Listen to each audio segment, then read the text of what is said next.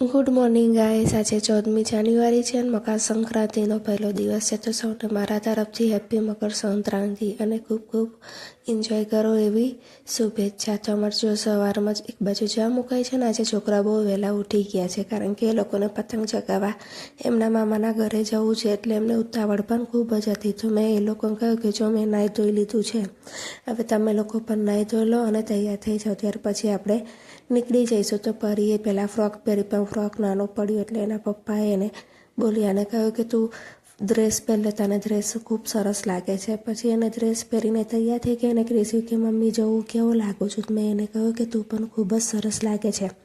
ત્યાર પછી અને અમે લોકો નીકળી ગયા અમારા ઘરે જવા માટે. તો હું દરવાજે તાળું મારતી હતી, તો હું તાળું મારવાનું ભૂલી ગઈ અને પાછી ઉપર આવી અને મારું જેકેટ પણ ઉપર હતું. પછી મેં છોકરાઓને પણ કહ્યું તમે લોકો જેકેટ પહેરો. ક્રિશી કે ના હું આજે નહીં પહેરવાનો. પછી એને જેકેટ ના પહેર્યું ને અમે લોકો નીકળી ગયા મારા મમ્મીના ઘરે જવા માટે. મારી મમ્મી ઊંધિયું બનાવવાની તૈયારી કરતી હતી, તો મેં તેને કહ્યું કે લાવ હું તને મદદ કરાવું. તો હું શાક કરાવવા બેઠી, કારણ કે બધા ભોજનનું બનાવવાનું હતું અને તપેલું પણ બહુ જ મોટું હતું. પછી એને અમે ઢાંકી દીધું ને ત્યાર પછી અગાસીમાં આવીને મેં પતંગ જોઈ. તો પતંગમાં કિનિયા અમે બાંધતા નથી, જ્યારે ચગાવી હોય ત્યારે જ કિનિયા બાંધીએ છીએ. તો પહેલાં મેં ક્રિશીને કિનિયા બાંધીને આપી અને પછી પરી કે મમ્મી મને પણ કિનિયા બાંધી આપ. તો એને કિનિયા બાંધીને તો એ લોકો પતંગ લઈને આમ તેમ ભાગતા હતા અને હું કિનિયા બાંધીને હું પતંગ ચગાવવા માટે તૈયારી કરતી હતી. તો મારા હાથમાં સારી એવી પતંગ ઢાલ આવી ગઈ. તો મેં વિચાર્યું કે આજે હું સૌથી પહેલાં ઢાલને ઉપર ચડાવું. તો પછી હું કિનિયા બાંધી અને પતંગ ચગાવવા માટે ઊભી થઈ. તો જોયું કે ચાલ આપણે બંને પતંગ ચગાવીએ. તો મેં એને કહ્યું કે હું એક જ શરત પર પતંગ આપીશ, તારે મારી ફિરકી પકડવાની. તો કે સારું. પછી હું પતંગ ચગાવવા માટે ઊભી થઈ. તો એને મેં ફિરકી આપી. મેં જેવો ઠુમકો માર્યો તો એને ફિરકી ત્યાં મૂકીને બીજી બાજુ ચાલ્યો ગયો અને ત્યાં ડીજે વાગતું હતું. તે ડીજેની મજા ત્યાંથી લેતો હતો. અને આજે અમારા ઘરે પણ ડીજે આવે, પણ એનો સમય થોડો બાકી હતો, કારણ કે ડીજે લેવા ગયા હતા. પછી મેં હાથમાં ફિરકી પકડી અને હું પતંગ ચગાવતી હતી. હું બધાને કહેતી હતી એટલે મારી ફિરકી પકડોનો પતંગ ચગાવો. તો બધા ફિરકી પકડે ને પછી પાછી ફિરકી નીચે મૂકીને બીજા કામમાં વ્યસ્ત થઈ જાય. તો મેં વિચાર્યું કે લાવ મારા એક હાથથી ફિરકી પકડું અને બીજા હાથથી પતંગ ચગાવો. તો મેં આવી રીતે ઘણી બધી પતંગ ચગાવીને ખૂબ એન્જોય કર્યો.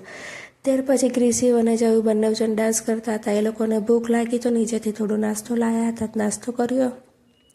ત્યાર પછી એ લોકો ભૂખ લાગી તો પરી અને હીરો બંને જણ નીચે ખાવા જતા રહ્યા, કારણ કે આજે ઊંધિયું બનાવ્યું હતું અને 11 હોવાને લીધે મોરીઓ અને પૂરી હતી, તે બે ખાધું અને અનુપમા સિરિયલ જોતા હતા. પછી મેં હીરુને કહ્યું કે ઉત્તરાયણના દિવસે પતંગ ચગાવવાની હોય કે મોબાઈલ જોવાનો હોય. તો એને પછી મોબાઈલ મૂકીને મારી જોડ ઉપર આવી અને મને કહ્યું કે જો ડીજેના સ્પીકર આવી ગયા છે મને પકડવા મદદ કર.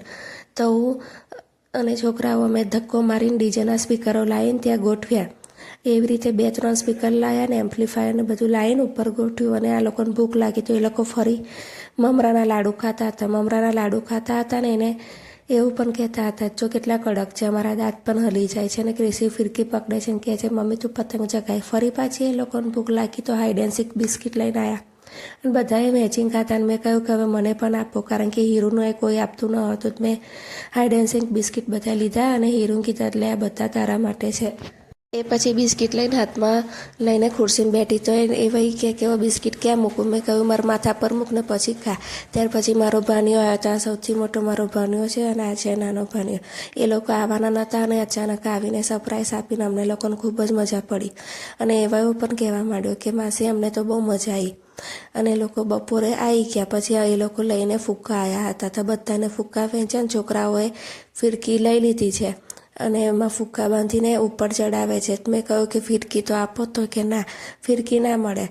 તો કે અમારો વિડીયો બનાવો અને આ વિડીયોમાં જેટલા સબસ્ક્રાઈબર વધશે પછી કે હું તમને ફિરકી આલીશ. તો મેં કહ્યું કે એમાં તો સાંજ પણ પડી જાય, સબસ્ક્રાઈબર વધતા વાર લાગે છે. એ પછી સાંજ પડી અને જુઓ કેટલું બધી લાઇટિંગ અને ફિનિશિંગ થાય છે. અને મિત્રો આજે મારો અવાજ થોડો ખરાબ છે એટલે એને ઇગ્નોર કરજો.